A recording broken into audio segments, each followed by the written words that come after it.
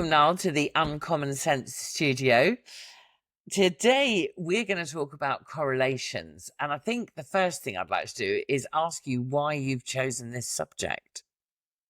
Oh, it's fantastic. Again, a lot of people groan when this stuff comes up, but this for me is the exciting stuff. Um, so correlation is one of those wonderful terms I think a lot of us learn in our old math days, and it becomes quite the cause of nightmares in some ways, because what on earth was all that about? Um, and fundamentally, I tend to say a lot of the world that we live in, when we look at the research, the science that has gone into it, and if anyone again is like me, who likes kind of enjoys reading academic research, which is not as many, unfortunately, um, that what you see is how people have figured out what works around us is by understanding relationships. Yeah, how does this thing affect that thing? If I change this dial, what happens over here? If I make a self-driving car and then make the person behind it take over when it joins on a motorway, the important bit, what effect does that actually have on road safety? And it's all of these things that build together, which is the basis of what correlation is all about. And so there's so many things around us in society have been established through research that have used things like correlation to Okay. understand relationships, to make decisions from it, bundle up all of those correlations, and what you have is regression. And regression is basically one of the core um, concepts that you'll see in a lot of academic research, and that we teach at even black belt and master black belt now. Okay. So correlations and how we use those to understand our work and improve our work. Can you talk to me about that? Yeah, absolutely. So can give a kind of a few anonymous examples as well. If you talk a very simple one so people can visualize it, when we used to learn it in math, we would often be plotting a scatter plot. And this can be as simple as how much exercise you do versus how much the heat that comes off your forehead for something silly, or how many calories you burn, for example. That's probably a better one than heat that comes off you. Um, but yeah, and what we can see is this relationship of the more exercise I do, I can see this line of the calories I'm burning also kind of going up with it. And when we plot that on a scatter plot, what we're doing is we're understanding a correlation. And so most of us are usually familiar with, if I see one going up with the other, that's a positive correlation. If one goes up, the other one goes down, that's a negative correlation. But in understanding those relationships, it's allowed me to get more information about something. So that's a really simple one that we can envision. I've seen now places in public sectors where they used regressions, which, as we said, is kind of lots of correlations underneath it to understand the strategies, like the programs, like training programs and well-being programs they ran in their team, affected how happy the people were. Okay. So they used and they found out the initiatives that they were doing that were actually making people happier and more and enjoying work more, and also the initiatives they thought were making them happier and actually weren't really doing anything.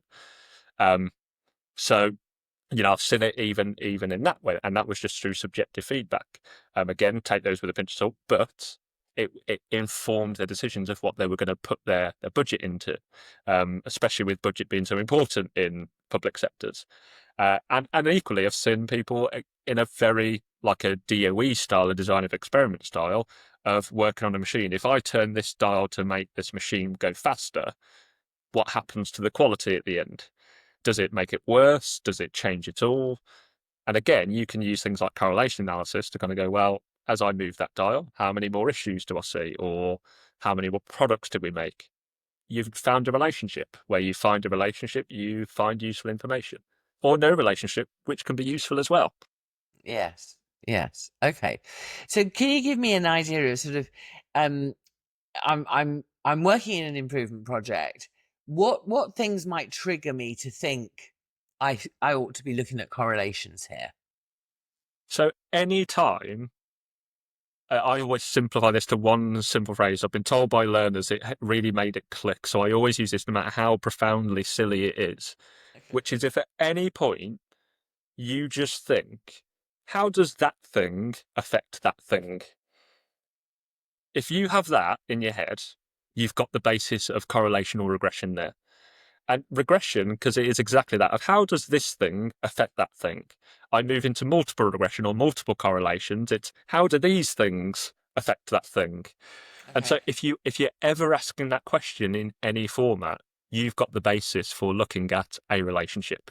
If I change this, what happens over there? If I move this thing over here, does anything happen over there? All of these are things that you can do things like correlations with in a nutshell. And a lot, although you did mention, like for the public sector, for instance, the sort of the well-being, mental health, um, but also, so this is something that works as equally well in service as it would do in manufacturing, where it's easy to think about if I turn up the dial, what happens. Yeah, absolutely. And all you have to think about again is what is it that you're trying to find out? As we often say, what's the problem you're trying to solve? But again, obviously, with this, the problem comes on with data collection. So usually, you need some more robust data collection to be able to do these. But again, it all comes down to what is it you are trying to solve, and it's not too much of a problem in any situation. As I said, that public sector one I spoke about, it was a very subjective measure, Hmm. but they're measuring something that was subjective. Yes. So that was perfectly fine, and it gave them useful information.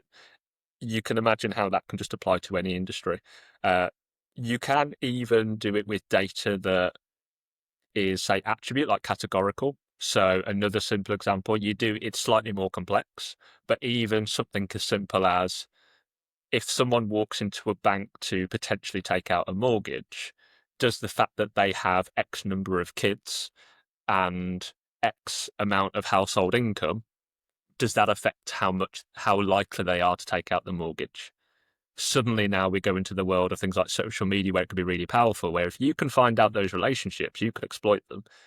And now as a bank, I can go, right, people who have more than two kids and have this kind of annual income or this even credit card, this brand of credit card, we know we get a good conversion rate with those. So let's attack them in marketing.